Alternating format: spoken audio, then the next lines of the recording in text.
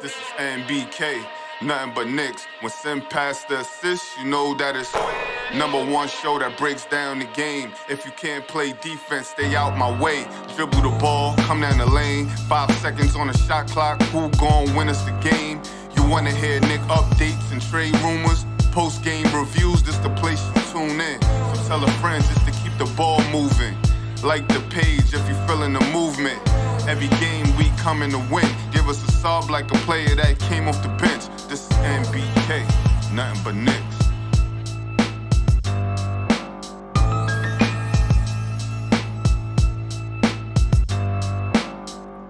Knicks family, what's poppin'? It's your boy. Ladies and gentlemen, the New York Knicks are giving back that 8-game win streak. They've now lost 5 in a row, and they are 0-2 on this Texas Triangle trip with another bad loss, ladies and gentlemen. And I know there's going to be people that say, well, Jalen Brunson and R.J. Barrett were out. I don't care. I don't. The Knicks didn't come out and play with energy. They came out and played like 2 things. One, they thought they had this game won from the start. That's what it looked like to me from the way that they played. And 2, like they hadn't shaken what happened to them in Dallas or what they allowed to happen to them in Dallas. It was still in the mental. Still in the mental, ladies and gentlemen. And they lost the game 122-115, but they were down worse than that, to tell you the truth. It's almost like you don't know what to say or what to even talk about. They were down 17 points to the San Antonio Spurs. And they couldn't, ladies and gentlemen, the Knicks just could not get stops at all. We talk about them changing their defensive identity. And tonight, there was none of it. None of that change came through tonight. The San Antonio Spurs got everything that they wanted out there on the floor. Everything that they wanted on the floor, ladies and gentlemen. Not a good game from the New York Knicks, especially defensively. Offensively, whatever. But defensively, they sucked. They got killed by the San Antonio Spurs. One of the worst teams in the league. The Knicks are now 18-18 on the season. Caller, you're live. Tell me your name and where you're from, please. My man, are you there? I'll get right back to you. Call me back. I'll get right back to you. All right. Doesn't sound like I was able to get you on the line. Let's see. Caller, are you there? Sim? Oh, there we go. Sim? Yes, sir. Can you hear me? Yeah, it's Spree. What's going on? What's going on, Spree, man? Talk to me. Hey, I need you tonight. Because I nobody else is going to take my call, and I need to let it out. So I want to get to the Cam thing. I want to get to where the Knicks are, like mentally. I want to get into that with you. But before I do that, I don't like to talk about the refs because the refs don't decide games. I hate doing this. And it wasn't that. They, like you said, it was a carryover from Dallas. They didn't have – it was defensively. The issue was we kept taking the ball out of the basket. We didn't have – and we might have lost the game anyway. But my frustration is with the inconsistency with the refs. Take you back to the Mavericks game, okay? So Powell for the Mavs, because I have to mention the Mavs game. Powell for the Mavs, Julius, he makes it look like Julius elbowed him last game, and they call an offensive foul on Julius. You watch the replay. Julius didn't make any contact with Powell, so he faked the refs. Second time in the Mavs game, Julius on a missed free throw is just using his strength to try and put back a miss. They call an offensive foul. That's not fair. So that's cheating. Also, you've watched so many NBA games, Sim, in the Mavs game with the jump ball. That is way too quick. Sure, you can call a tie-up on Grimes if you wait an additional second or two, but they never call a jump ball that quickly, ever. I rarely ever see them call an immediate jump ball like that. That was ridiculous. And take you to tonight, when we tie somebody up, they call a foul immediately. Where's the consistency? Where's the consistency? You know, I mean, I'll say this.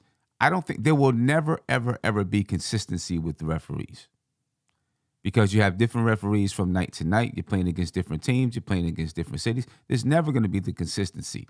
So many calls from the referees are judgment calls, right? Whether or not a tie-up, whether or not it was long enough for it to be called a tie-up, that's a judgment call by the referees. You know what I mean? So many calls are judgment calls. If a call is an offensive foul or a blocking foul, that's a judgment call from the referee. I don't think you'll never get consistency. You know what I mean? There was a call tonight. I'm not even talking about. I hear you. I'm venting to you. I get it. We'll never get the consistency. And some of these refs, I looked them up. I'm not going to use their names, but I will say this: a few of these refs that have in the last two games, they're first-year refs. So, I mean, some of these, I get it. I'm all for having new referees. You need new blood in the game. But I really hope that they go back and look at some of this stuff, because I had some issues, man. Like even tonight, they missed a call where the ball was off San Antonio. It wasn't even close, and they just gave it to San Antonio early in the half, on a turnover that San Antonio made. That was crazy. There was also another play where we challenged. So they overturned the Grimes thing where San Antonio challenged the Grimes play that went from a block to a charge. That's fine. I had no issue with that. But then we challenged. McBride didn't foul the guy. He didn't make contact with the guy. You mean on the elbow? I mean, come on, man. He did make contact on his elbow. Is it enough to call a foul? I don't know if it was enough to call a foul, but he did make contact on the elbow. Sim, the way they were calling that game, anytime we breathed on somebody or anytime Julius tried to tie somebody up, they called a foul. Why can't – I don't know. I have a problem with the refs. I'm not blaming it on them, though. You're right. It was a carryover. I agree the defense wasn't there. My issue with Tibbs is this. Has the organization made a decision that Cam Reddish can't play ever again for the Knicks? I think so. I think so. I don't think Cam Reddish is going to play. I don't think he's going to, unless there's a dire emergency. Cam Reddish, in my opinion, is not going to touch the floor for the Knicks. I thought tonight was a dire emergency for him to play. I really did. To me, if he's not playing tonight, he chose Evan. Yeah, we need a defense. I could care less about his 4 for 6 or whatever. That's great. We scored enough points. We need a defense. Cam Reddish is the only person on your bench that can possibly try and contain the ball and get turnovers. Evan Fournier can give you points. That's great. I don't need points. I need stops so I can get out on the open floor. Cam Reddish, to me, was the only option. So they made the decision that they're not playing him. I don't know. Are you upset? Essentially, I think they've made that decision that they're not going to play Cam Reddish. You know what I mean? How do you feel about that? I think it's a mistake. I think he should, especially in this situation with the Knicks down so many players. I think he should be playing. That's what I think is a mistake. You know, I see people say, it's personal or it's not personal. I don't know if it's personal. I don't know if it's a business decision. I don't know what kind of conversations have gone on, between Cam Reddish, his agent, the Knicks, and their front office and Tom Thibodeau. But it seems to me that he's not playing for the New York Knicks this season, and he probably won't be on the team. I think it's a mistake. I think he should play. I think he has too much talent. And, whether or not it shows through, his style of play or not, his effort level, et cetera, I think he should play. I am a big proponent of Cam Reddish playing. As a matter of fact, a few games back, I was talking about whoever it was that was going to be out. I don't remember. Somebody was possibly going to be out. Maybe it was Jalen Brunson. I thought he should have been starting. Mm-hmm. Obviously, they went a different direction, right? And started IQ or whoever, whatever it was. You know what I mean? I'm a proponent of Cam Reddish playing basketball for the New York Knicks. I just think he has talent and he can help this team. But I think they've made the decision already that he's no longer going to play and he's going to be traded. He's just not banished from the team. Like you see other players in the league, when the decision is made that they're not going to play for the team, they send them home, right? And they go and they train wherever they're going to train until a trade is made. I think it's the same thing, except he's not home, right? Yeah, I think it sends the wrong message. Like, I get the whole thing. I know how the NBA works, and that does happen, Sam. I get it. You're right. They made the decision. They're trying to trade him, so I get it. I'm just saying, it said to me as a fan, I hate it because I want to win basketball games. It sends the wrong message when you say when you say you play the best guys.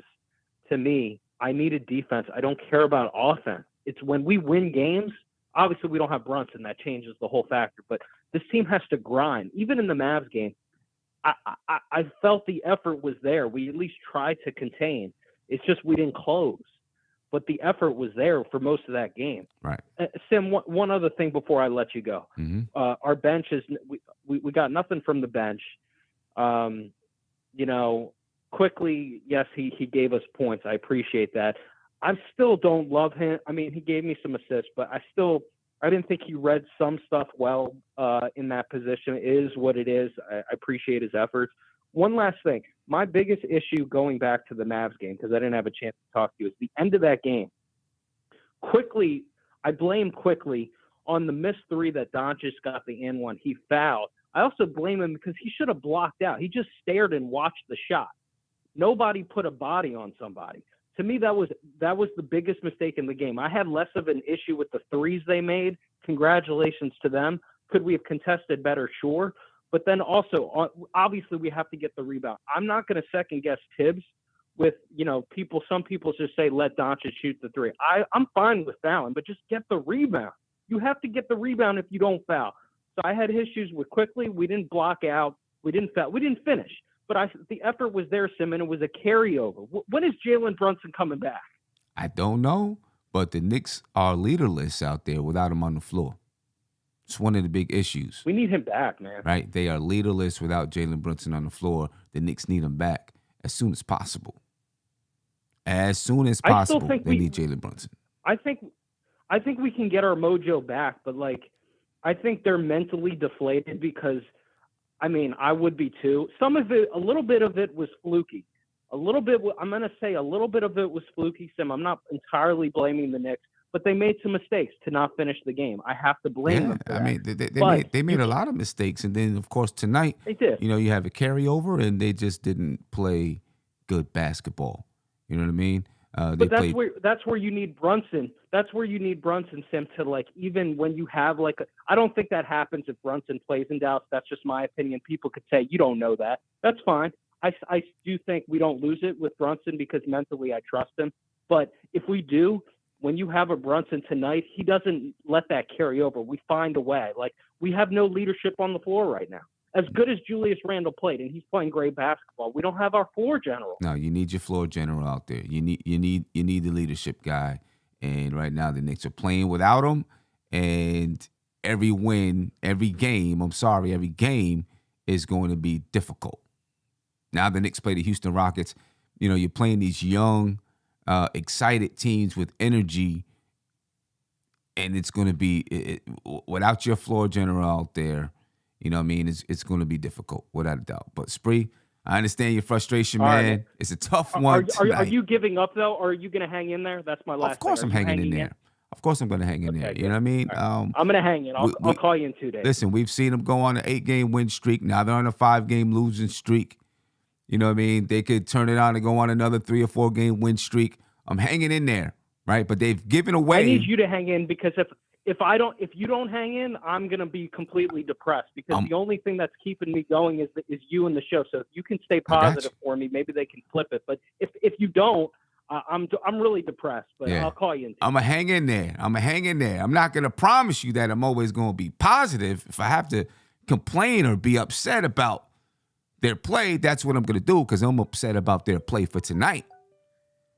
Right? You know, they played a terrible basketball game tonight, so I'm definitely upset about that. So I can't promise you everything that I'm going to say is going to be positive, but I'm sticking in there with the team.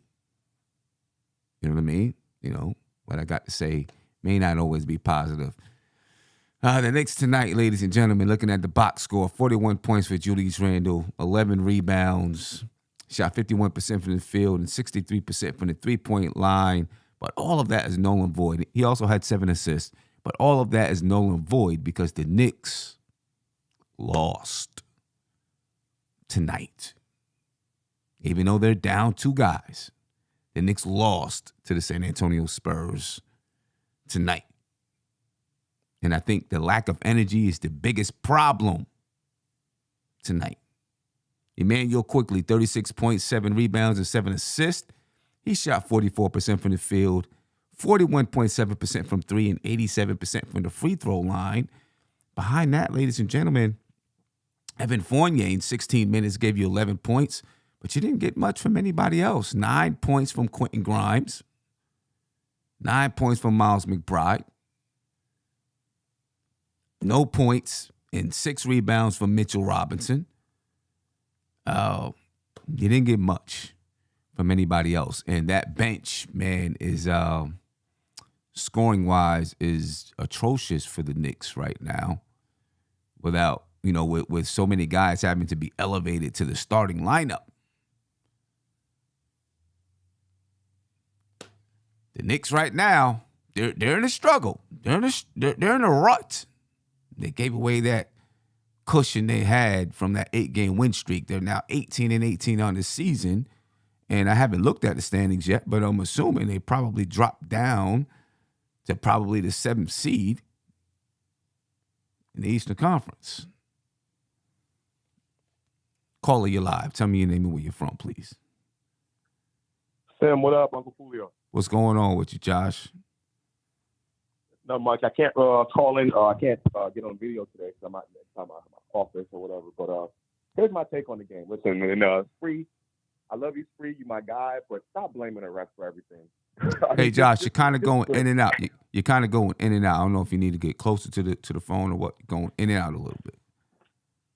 Is that better? Yeah, much better.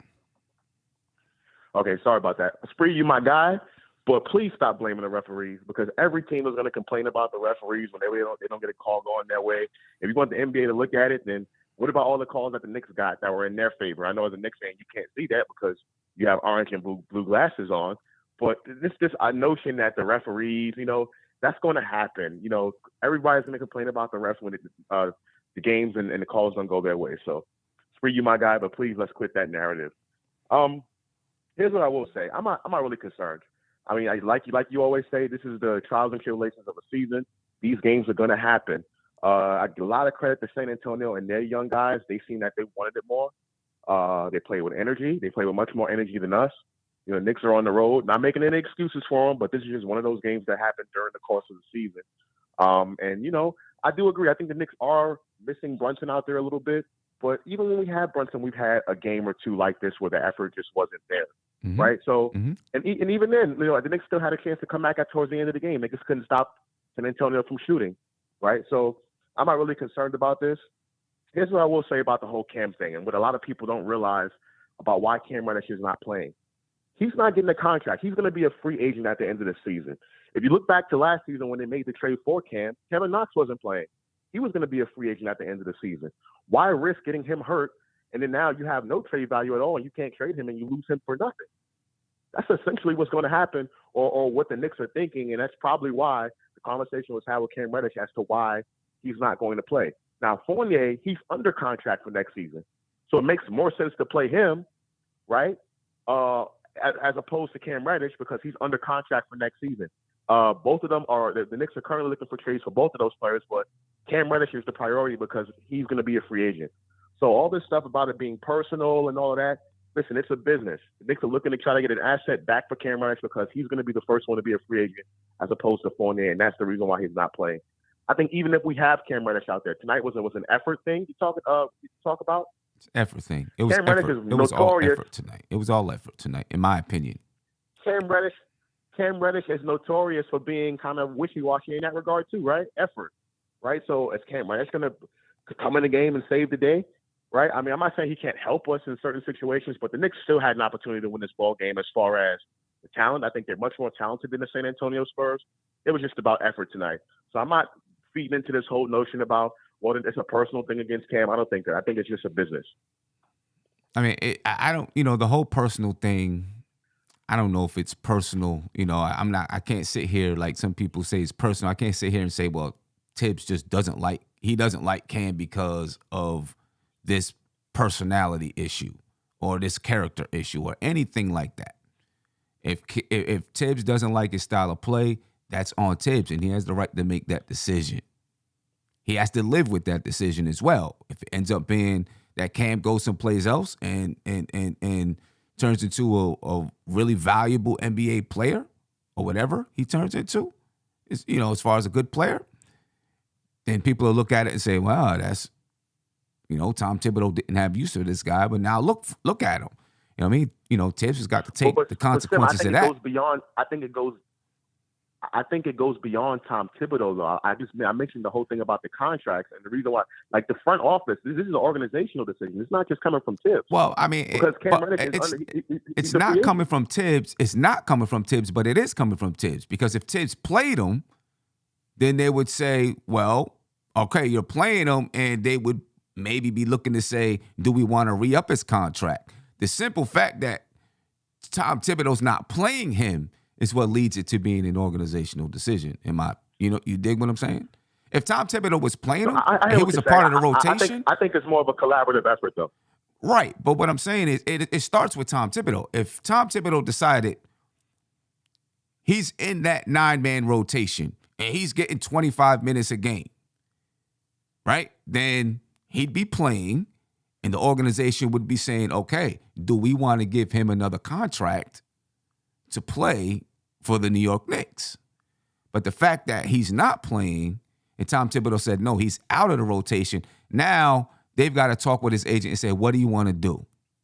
Do you want him to play spot minutes, or do you just want him to not play at all? And I wouldn't put it out of, you mentioned it before, I wouldn't put it out of the range of possibility that his people said, just don't play him because we don't want a chance injury. If we know you're going to trade him, we don't want a chance in injury that, so that he can't get another contract. It makes it tough for him to get a contract. You know what I mean? All of those things come into play. Or to get traded, or for a team to take on to take him on. Right. But Sim, all of those things are in play. The reason why I bring all of this up, I'm sorry, real quick. The reason why I bring all of this up is because, again, fans have their favorites, right? So if you put Cam in the 9-man rotation, who's going to be out? Deuce McBride? And then fans will be like, well, you should have played Deuce with this amount of, you know what I mean? So it's always going to be something whenever the Knicks lose games or they're, not winning a particular game. Every game is different. The Knicks win, we never think we're going to lose again. Whenever the Knicks lose, it's like, blame this, blame that. So I just think fans, as much as some fans, particularly in the chat, want to preach patience and all of this stuff, right? No one has any patience because everyone always refers to hyperbole whenever the Knicks lose a game, and they go to hyperbole when the Knicks win a few games.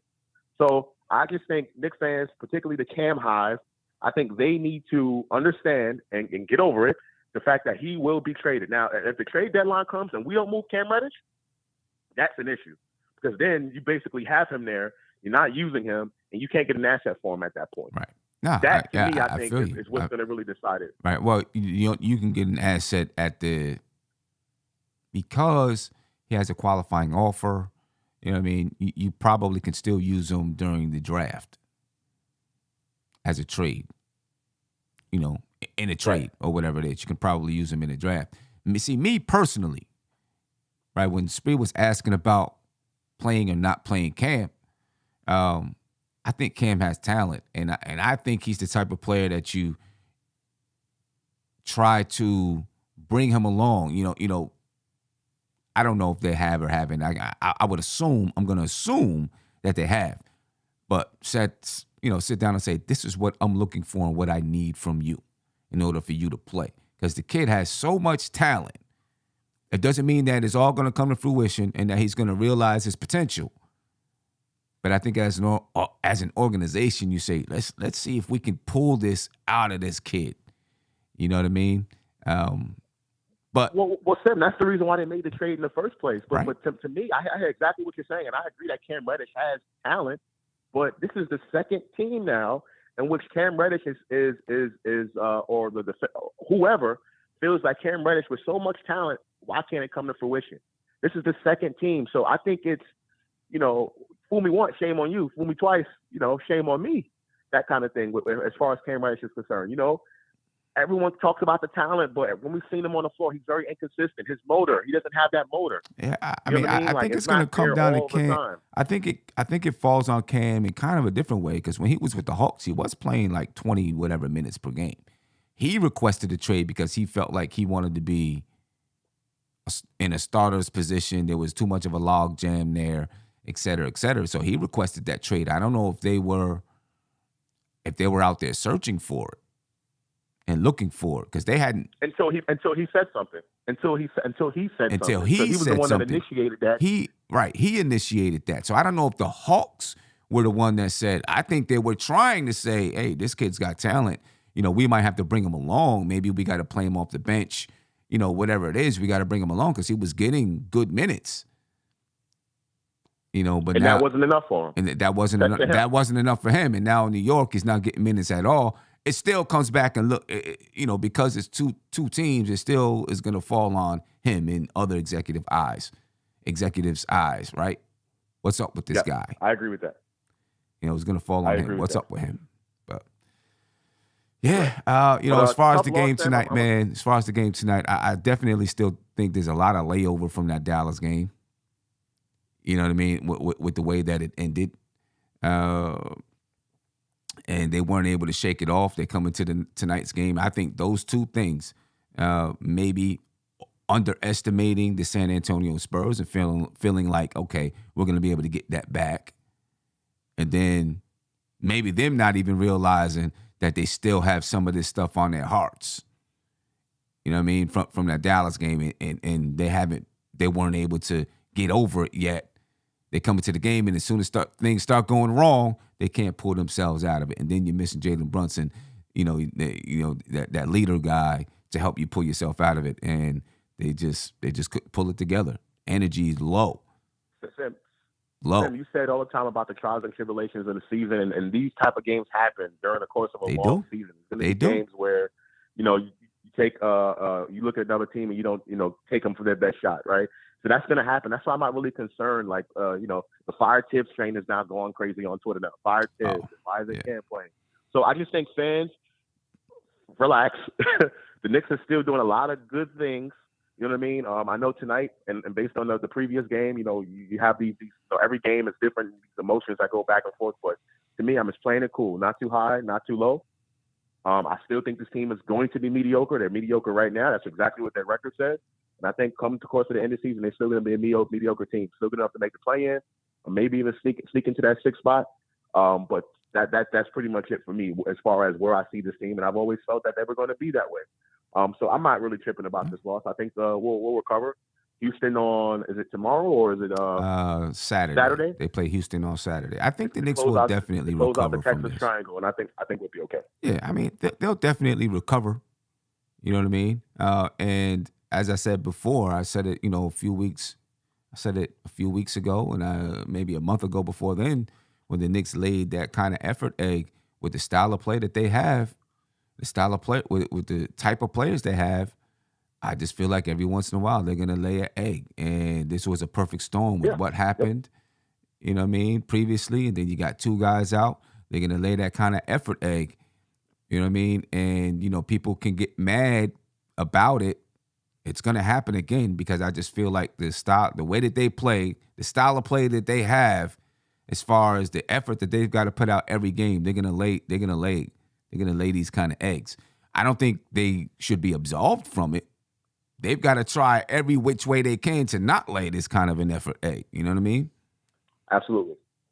You know, I mean But they're that's certainly what they're laying less eggs than they've done in the past, and that's something I can say because every game has been close. Almost every game has been close this season.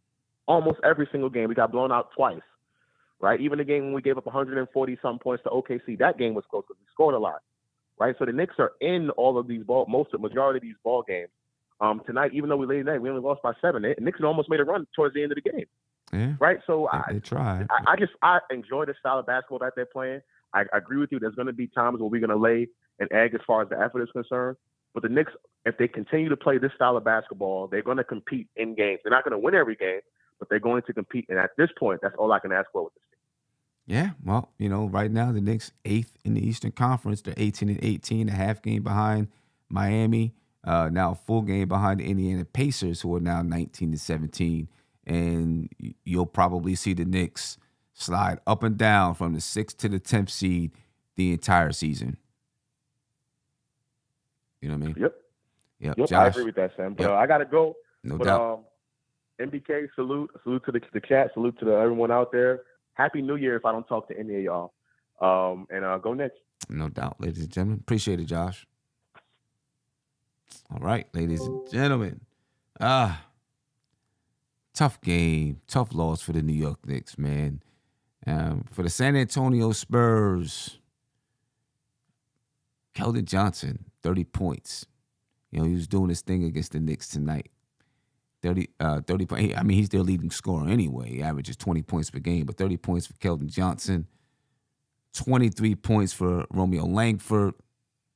And they had scoring output all across the board. Jeremy Sokan had 12 points. Trey Jones had 13 points.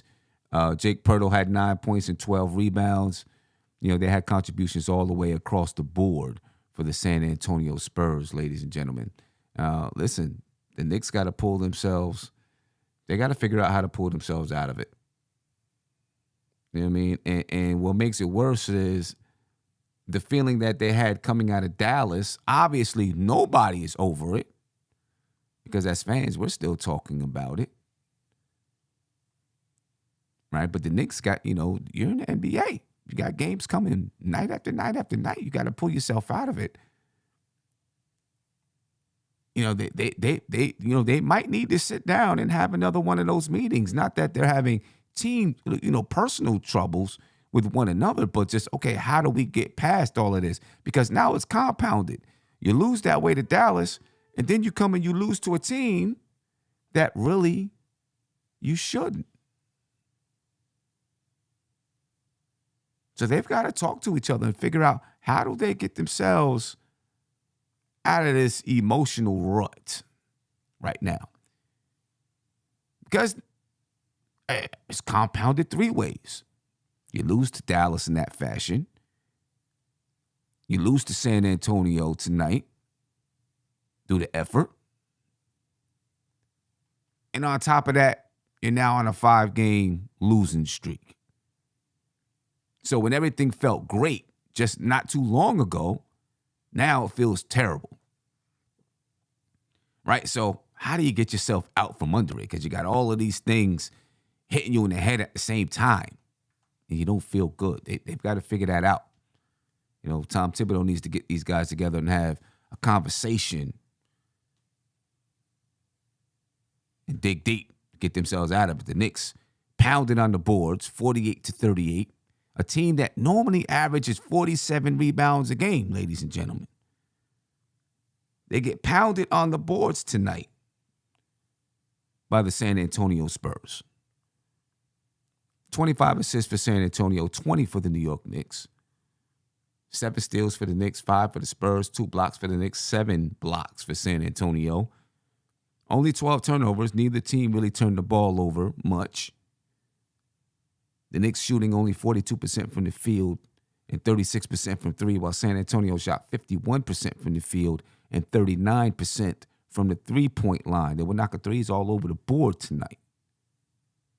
every time you turned around, every time the Knicks made a run, a little bit of a run, San Antonio responded. And the three-point arsenal was a big part of their response, it seemed like. Although they only took 28 attempts, but it seemed like every time you turned around, somebody was knocking down a three. Keldon Johnson was 3 for 8. Doug McDermott, remember Dougie Fresh, 2 for 4. Stanley Johnson, 2 for 3. Romeo Langford was 1 for 1. Trey Jones, 1 for 4.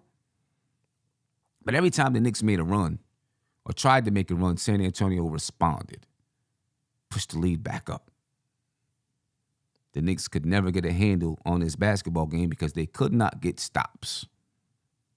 They couldn't get stops. 62 points in the paint for San Antonio. You've seen time and time again, the Spurs were able to get to the basket off a good, crisp ball movement. Penetration. They played the dribble drive kick game really, really good. Really nice dribble drive kick game. Right? They kept the ball. They kept the man moving. And the Knicks could not keep up with them. Even though you got two of your best defenders in that lineup, they could not keep up with them. 21 chance points for the Knicks, 22 for San Antonio. Neither team was really running it up on the break. San Antonio, 8 fast break points. The Knicks, 7 fast break points. Yeah, it's a tough one, man. It's a tough loss. The Knicks, they play Houston on Saturday, and it is, that's a must-win situation. They got to win, right? The Knicks got to win that game. You gotta cut this losing streak off in Houston. Get that win. Go back above 500. You'll be 19-18. And then come back home where, the Knicks so far this season have played better on the road than they have at home. Right? So that does add a little bit more pressure. Adds a little bit more pressure, but they come back home to play the Phoenix Suns, and then they play the Spurs again at home. Then the Raptors. Then the Bucks in Milwaukee. No, the Bucks at home. I'm sorry, they play the Raptors in Toronto. They play the Bucks at home. And what's crazy is just a couple of days ago, a week ago, you looked at the schedule and you said, okay, Dallas would be a tough one. They should beat the Spurs. They should beat the Rockets. The Suns would be a tough one. They should beat the Spurs again. You looked at the schedule and said, wow, the Knicks, maybe they could create some separation. Now you look at it and you say, I don't know.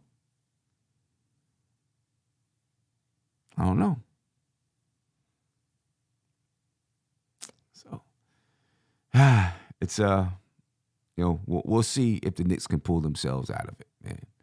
Blue Hefner says, Sim, the coach is Tom Thibodeau. You can go on long losing streaks with him as the head guy. The streak is going to continue. Well, up until this point, the Knicks hadn't lost more than 3 in a row. You know what I mean? We'll see how much it continues. They're gonna have a chance against the Houston Rockets on Saturday. The game is at 6:30. I believe it's at 6:30 to end this losing streak. That's a must-win game, in my opinion. You know what I mean? It's a must-win game. The Knicks have got to win that game. They've got to feel desperate. They had several teams come into the Garden feeling that desperation. Toronto was on a 5-game losing streak or 6-game losing streak when they came into the Garden. Right? Feeling that desperation. The Knicks have got to feel that kind of desperation. Chicago was feeling desperate when they came into the Garden. It's now the Knicks' turn. Regardless of who you have out there on the floor, play like you're desperate. Hit the floor like you're desperate.